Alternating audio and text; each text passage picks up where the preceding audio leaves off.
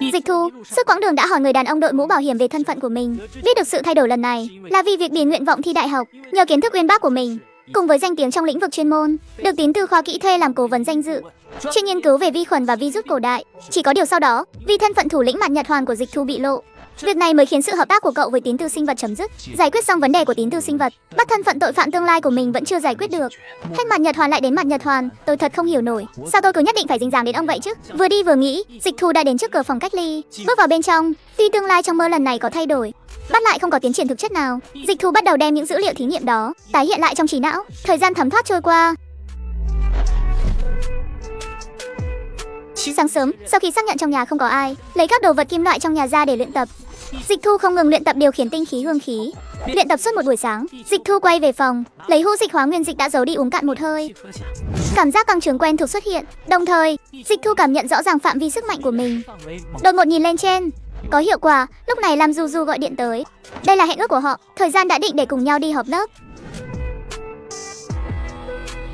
Sau 3 tuần rượu, các bạn học tụ tập thành nhóm 5-3, tay nâng ly rượu, trò chuyện rôm rả với bạn bè của mình. Lúc này Lưu Băng cầm ly rượu đứng dậy, đi đến trước mặt Lam Du Du. Du Du, tuy em không thích anh, bất tình yêu của anh dành cho em sẽ không thay đổi. Ly này anh mời em, cảm ơn em đã xuất hiện trong cuộc đời anh.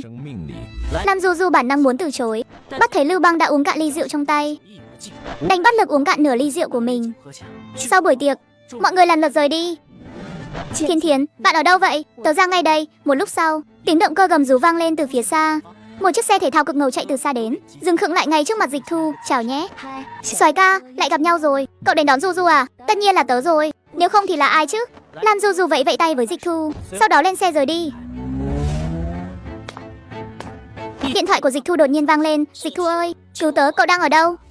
Tớ không biết, có rất nhiều đèn đẹp. Cứu mạng, cứu tớ với. Đang nói chuyện, từ ống nghe điện thoại truyền đến tiếng nhạc ồn ào. Giữ tỉnh táo đi, mau nói cho tớ biết cậu thấy cái gì. Dù chỉ là một chữ thôi cũng được, tớ đang chạy đến cứu cậu đây. Kiên trì nhé Thiến Thiến. Đừng mà, anh làm gì vậy, đừng. Não bộ Dịch Thu vận hành tốc độ cao. Nếu nhiều đèn neon, vậy thì chắc chắn là ở khu phố sầm uất. Lúc này Lam Du Du nằm lịm trên giường, đã hoàn toàn mất đi khả năng kháng cự. Anh đến đây, mỹ nhân nhỏ của anh, có muốn cùng làm chuyện đó không? Bà đây phải quay phim lại, tôi muốn xem kẻ luôn cướp bạn trai của tôi này sẽ bị xử lý như thế nào đây.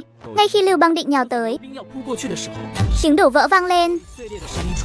Dịch Thu xông về phía Lưu Băng, đá văng hắn ta. Nhìn bộ dạng nhếch nhác của Lam Du Du, Dịch Thu tức giận sục sôi.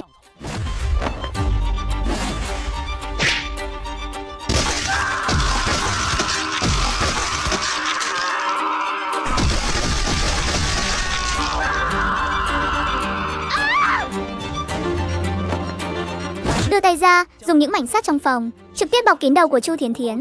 Uổng công Du Du tin tưởng bạn như vậy, không ngờ lại độc ác đến thế, dám cấu kết với người ngoài hại cô ấy. Bạn không muốn sống nữa rồi sao? Dịch Thu không ngừng tăng thêm lực, nhấc bổng cô ta lên. Cô ta giống như một con vật bị cố định phần đầu, cơ thể vùng vẫy loạn xạ, bắt đầu lại không nhúc nhích được chút nào, dù cho đôi chân đã nhấc khỏi mặt đất. Lần đầu tiên trong đời Chu Thiến Thiến cảm nhận được sự ra đi cận kề. Dịch Thu thấy vậy cũng buông cô ta ra, sau đó lấy điện thoại báo cảnh sát và gọi cả cấp cứu. Chàng trai, cậu có thể đi được rồi. Nhanh vậy đã có người đến bảo lãnh cho cậu rồi, nên cậu có thể đi rồi. Ba của Lam Du Du đã bảo lãnh cho Dịch Thu, và sau khi mời một bữa cơm để cảm ơn, cậu đã trở về nhà. Một đêm trôi qua, Dịch Thu và Bạch Thiên Tề hội hợp. Lão Thu, không nói gì nhiều, lần này đến kinh đô, tớ đảm bảo cậu sẽ được hưởng lạc đến quên lối về, cả đời này cũng không quên được. Lần này tớ đến là để bàn chuyện chính sự đấy, là Giang Cục gọi tớ đến. Cậu dám dắt tớ đi chơi à? À, vậy sao? Dù sao năm nhất đại học cậu cũng ở kinh đô, không chạy thoát được đâu.